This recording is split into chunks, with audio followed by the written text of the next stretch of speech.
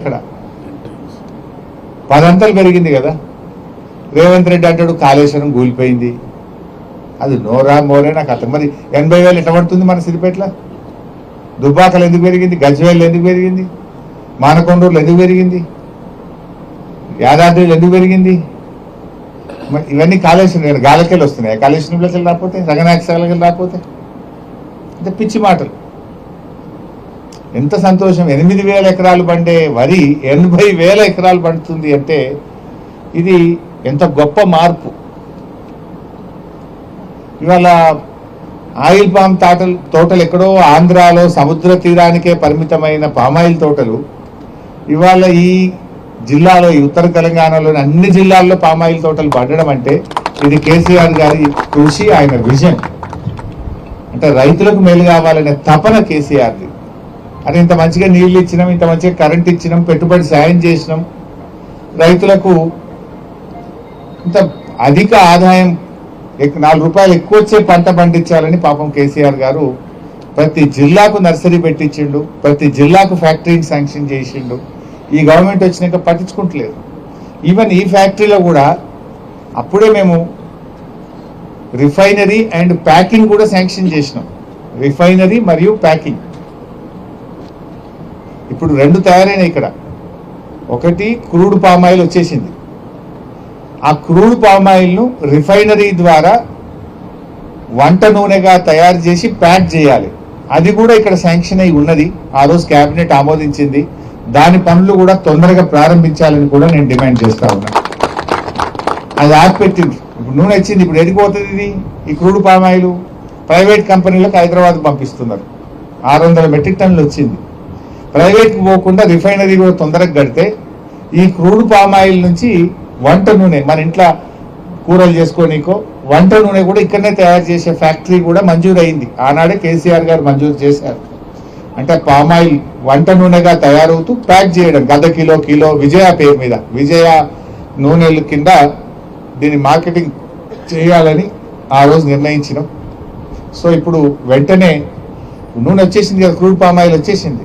వెంటనే రిఫైనరీ పెట్టి packing unit పెట్టి ఆ పనులు కూడా ప్రారంభించాలని కూడా నేను మంత్రి తుమ్మల నాగేశ్వరరావు గారిని ఈ సందర్భంగా కోరుతా ఉన్నాను. ఎందుకంటే శాంక్షన్ ఉంది, కొత్తదేం లేదు ఇలా. Already it was sanctioned by cabinet, GO was issued, budget was allocated. Now you please start the work. సరే, నిన్నటి దాకా నేను కూడా ఎందుకు అడగలేదంటే నూనె అయితే వస్తే కదా మంచి నూనె తయారయ్యేది. ఇప్పుడు వచ్చేసింది 600 మెట్రిక్ టన్నుల క్రూడ్ పామ్ ఆయిల్ వచ్చేసింది. ఇప్పుడు మంచి నూనెగా తయారు చేయి, దాన్ని ఒట్టిగా బయటకు పంపే బదులు రైతులకు మేలవుతుంది.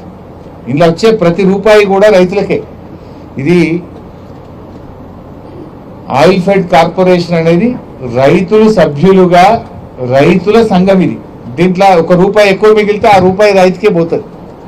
అందువల్ల మంచి నూనె తయారు చేసి ప్యాక్ చేసి మార్కెటింగ్ చేస్తే ఇంకా 10 రూపాయలు పెరిగి ఇప్పుడు టన్నుకు 19,500, 20,000 వస్తుంది. రేపు 21,000 వస్తాయి రైతులకు, 22,000 వస్తుంది టన్నుకు. మా రైతుకు ఇంకో 1,000, 2,000 ఎక్కువ వస్తే మాకే సంతోషం కదా. అందుకే దాన్ని వెంటనే స్టార్ట్ చేయాలని చెప్పి కూడా మేము ఈ సందర్భంగా ప్రభుత్వాన్ని డిమాండ్ చేస్తా ఉన్నాం. ఇకపోతే ఇందాక ఒక పాయింట్ మిస్ అయిన రైతులకు రుణమాఫీ కూడా మోసం చేసిండు. దేవుని మీద ఒట్టుపెట్టి మా మెదక్ ఏడుపాయలు అమ్మవారి మీద ఒట్టుపెట్టిండు. ఇటుపోతే యాదాద్రి లక్ష్మీనరసింహస్వామి మీద ఒట్టుపెట్టిండు. చర్చి మీద, మెదక్ చర్చి మీద ఒట్టుపెట్టిండు. భద్రాద్రి రాముల వారి మీద ఒట్టుపెట్టి సగం మంది కూడా రుణమాఫీ చేయలేయాల. నేను అనుకుంటున్నా ఇక్కడికి వస్తాడేమో నంగునూరుకు మొత్తం రుణమాఫీ కానీ రైతులందరినీ పట్టుకొచ్చి అడిగిద్దాం అనుకుంటున్నా. ఒక సిద్దిపేట కాన్స్టిట్యున్సీలో 22,000 మందికి రుణమాఫీ కాలే. 22,000 మందికి రుణమాఫీ కాలే. రేవంత్ రెడ్డికి వచ్చి కదా బాగుండు, ఆ రుణమాఫీ కానోళ్ళని 22,000 మందిని పట్టుకుని ఇక్కడికి వచ్చి అడుగుదాం అనుకుంటున్నది కదా. అయిపోయినట్టుంది కదా, దేవుడి మీద ఒట్టు పెట్టింది కదా.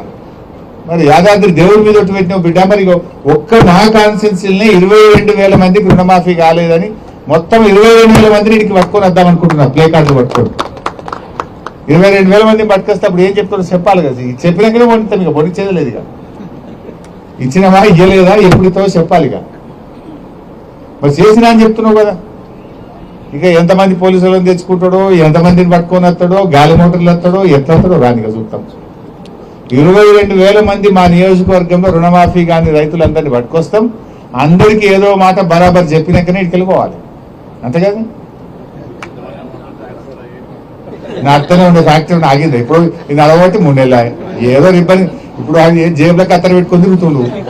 ఏడా ఇంత బ్రిడ్జ్ కనబడగానే కత్తిరించుడు, ఏడా కేసీఆర్ రోడ్ వేయగానే దానికి కత్తిరించుడు, ఏమన్నా దవాఖాన మనం కట్టిందంటే దానికి కత్తిరించుడు, ఇది మనం కట్టిందంటే దీనికి కత్తిరించేందుకు వస్తాడు. ఇడికి రిబ్బన్ కత్తెర జేబులో పెట్టుకొని తిరుగుతుండు. ఆయన కట్టింది ఏమన్నా అనేది ఉన్నదా? ఇలా ఒకటి రిబ్బన్ జేబులో పట్టుకొని తిరుగుడు తప్ప ఏమన్నా ఉన్నదే. ఆయన వచ్చిన ఇడేం ఆగేది లేదు, రాకుండా ఆగేది లేదు, నడుతూనే ఉండేది. కొత్తగా నడిచేది ఏముంది, ఆపేది ఏముంది, ఆయన ఇచ్చేది ఏమున్నది. ఏందే మనకేనా ఉన్నాయి, అప్పుడే ఉన్నది మనకేనా అన్నట్టు. రుణమాఫీ కూడా చేయలే ఈరోజు. సరే, ఇంకొక వేరే విషయం, దీనికి సంబంధం లేని ఇంకొక విషయం కూడా మాట్లాడాలనుకుంటున్నా. ఇవాళ రేవంత్ రెడ్డి గారు ఒక సినిమా థియేటర్ ఓపెనింగ్ పోతున్నాడు. పోనీ మంచిదే. సినిమా టాకీస్ ఎవరు అశోక్ నగర్లో పిలిచిందట. రిబ్బన్ కత్తిరించినందుకు అశోక్ నగర్కి పోతున్నాడు cinema talkies inauguration. Revanth Reddy పోతున్నాం అశోక్ నగర్, కానీ మరి ఎలక్షన్ల ముందు అదే అశోక్ నగర్ లో సెంట్రల్ లైబ్రరీకి పోయినావు, యాదుకుందా? నువ్వు రాహుల్ గాంధీ కలిసి అశోక్ నగర్ లో ఆ సినిమా టాకీస్ పక్కకే సెంట్రల్ లైబ్రరీ ఉంటుంది. అక్కడ మెట్ల మీద కూర్చొని, బిడ్డ మాకు తెలంగాణ మాకు గవర్నమెంట్ వచ్చేటట్టు చేయి, మా గవర్నమెంట్ వస్తే కాంగ్రెస్ ప్రభుత్వం రాగానే 2 లక్షల ఉద్యోగాలు ఒకటే ఏడాది ఇస్తా అని మాట ఇచ్చేచ్చినావు. మరొక్కసారి పోయిరారా అందాక? సినిమా టాకీస్ రిబ్బన్ కత్తిరించినాక ఒక్కసారి అశోక్ నగర్ సెంట్రల్ లైబ్రరీకి పోయిరారాదు? పోయి ఏం చేసినావో, వాళ్ళకి ఇచ్చిన మాట ఏందో ఒక్కసారి మాట్లాడు. నిన్న దిల్సుఖ్ నగర్ లో పిల్లలంతా రోడ్ల మీదకి వచ్చి ధర్నా చేసింది. ఎన్నికల ముందు కాంగ్రెస్ వాళ్ళేమో 2 లక్షల ఉద్యోగాలు ఏడాదిలు ఇస్తాం, గవర్నమెంట్ ఉద్యోగాలు ఇస్తామన్నారు. నిన్న అసెంబ్లీలో మంత్రి శ్రీధర్ బాబు గారు చెప్తున్నారు, గవర్నమెంట్ ఉద్యోగాలు ఏడుంటాయి పోయి, ప్రైవేట్లో నౌకరు చేసుకోపోయి అందరి గవర్నమెంట్ ఉద్యోగాలు ఇచ్చి సాధ్యమవుతుందా? ఇది కాదు అని చేతులు ఎత్తేసాడు. బట్టి విక్రమార్క గారేమో జాబ్ క్యాలెండర్ అని చెప్పి జాబ్ క్యాలెండర్ పెట్టి జాబ్లెస్ క్యాలెండర్ చేసేసిండు దాన్ని. మరి ఇప్పుడు అశోక్ నగర్ కు రేవంత్ రెడ్డి గారు సినిమా టాకీస్ ఇనాగ్రేషన్ పోతే 1000 మంది పోలీసు వాళ్ళు పెట్టిరట. ఏదైనా సందులకెళ్ళి పొలాలు వస్తారేమో అడుగుతారేమో అని 1000 మంది పోలీసు వాళ్ళని పెట్టుకొని సినిమా